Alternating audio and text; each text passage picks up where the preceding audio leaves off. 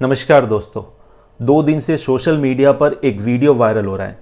कुछ news channel भी उस वीडियो को दिखा रहे हैं। इस वीडियो में पाकिस्तानी संसद के अंदर का वो नज़ारा दिखाई दे रहा है जिसे देखकर हर भारतीय का सिर गर्व से तन रहा है।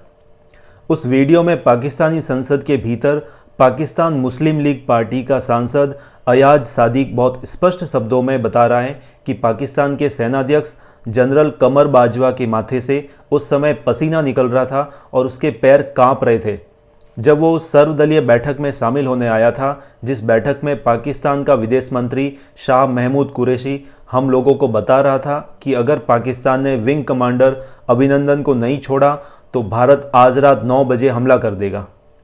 ध्यान रहे कि सांसद अयाज सादिक पाकिस्तान का कोई साधारण नेता नहीं है, पाकिस्तानी संसद का स्पीकर रह चुका है। अयाज सादिक के बयान की पुष्टि पाकिस्तान के रक्षा मंत्री रहे ख्वाजा आसिफ द्वारा पाकिस्तानी संसद के भीतर ही दिए गए भाषण ने भी कर दिए। उस सर्वदलीय बैठक में ख्वाजा आसिफ भी मौजूद था। पाकिस्तान की संसद में अयाज सादिक जब यह सच्चाई बता रहा था, उस समय केवल इमरान खान को छोड़कर सत्ता पक्ष की बेंचों पर विदेश मंत्री शाह महमूद कुरैशी समेत पाकिस्तान की पूरी सरकार बैठी हुई थी, लेकिन किसी ने भी अयाज सादिक के बयान का खंडन नहीं किया। शाह महमूद कुरैशी समेत पूरा सत्ता पक्ष सिर झुकाकर अयाज सादिक की बात सुन रहा था। पाकिस्तान की संसद में घटा यह पूरा घटनाक्रम कोई छोटी मोटी घटना नहीं है। यह घटनाक्रम भारतीय इतिहास के पन्नों पर स्वर्णाक्षरों में लिखा जाएगा।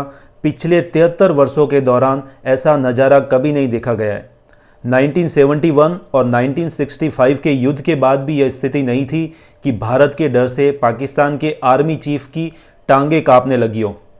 ऐसा इसलिए हुआ था क्योंकि युद्ध में हमारी सेना से बुरी तरह पराजित होने के बावजूद कूटनीतिक और राजनयिक युद्ध में पाकिस्तान हम पर भारी पड़ा था और इतिहास इसका गवाह है। अयाज सादिक का बयान बहुत स्पष्ट शब्दों में यह मैसेज भी दे गया है कि 5 सालों में प्रधानमंत्री नरेंद्र मोदी ने भारत की कूटनीतिक, सामरिक और राजनयिक शक्ति और सामर्थ्य को अभूतपूर्व गगनचुंबी ऊंचाइयों पर पहुंचा दिया है। इसका दूसरा नवीनतम उदाहरण भी तब देखने को मिला जब खाड़ी देशों समेत पूरी दुनिया के मुल्लापंथी देशों के विरोध को ठोकर मारते हुए भारत ने फ्रांस द्वारा कट्टरपंथी लोगों पर चलाए जा रहे लठ की कार्रवाई का खुलकर समर्थन बाकायदा आधिकारिक बयान जारी करके किया है।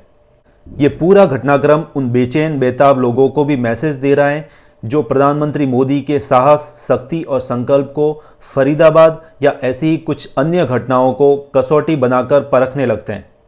इस पूरे घटनाक्रम ने उन सियासी धूर्तों के मुंह पर भी कालिख पोत दी है जो पिछले 20 महीनों से देश में घूम घूम कर यह दावा कर रहे थे कि बालाकोट स्ट्राइक फर्जी थी। इस घटनाक्रम ने उन कांग्रेसी नेता मणिशंकर अय्यर को भी आईना दिखा दिया है जो प्रधानमंत्री नरेंद्र मोदी को प्रधानमंत्री पद से हटाने के लिए पाकिस्तान से मदद की भीख मांगने पाकिस्तान पहुंच गए थे। क्या ऐसे नेताओं और इनकी पार्टियों को हम भारतीयों से वोट मांगने का अधिकार है? क्या हम भारतीयों को ऐसे नेताओं और इनकी पार्टियों को वोट देना चाहिए? पाकिस्तानी सरकार के कैबिनेट मंत्री फवाद चौधरी ने कल पाकिस्तानी संसद में बहुत साफ शब्दों में कहा कि पाकिस्तान की सरकार, पाकिस्तान के प्रधानमंत्री इमरान खान ने ही पुलवामा में आतंकी हमला करवाया था और सुरक्षा बलों के 45 जवानों का कत्ल करवाया था। अपने देश की संसद में पाकिस्तानी कैबिनेट मंत्री की इस स्वीकारोक्ति को 1 दिन बीत चुका है, लेकिन कांग्रेस, राजद, कम्युनिस्ट, एनसीपी, सपा, आप, टीएमसी जैसे किसी भी विपक्षी दल ने पाकिस्तान के खिलाफ एक भी शब्द नहीं बोला है।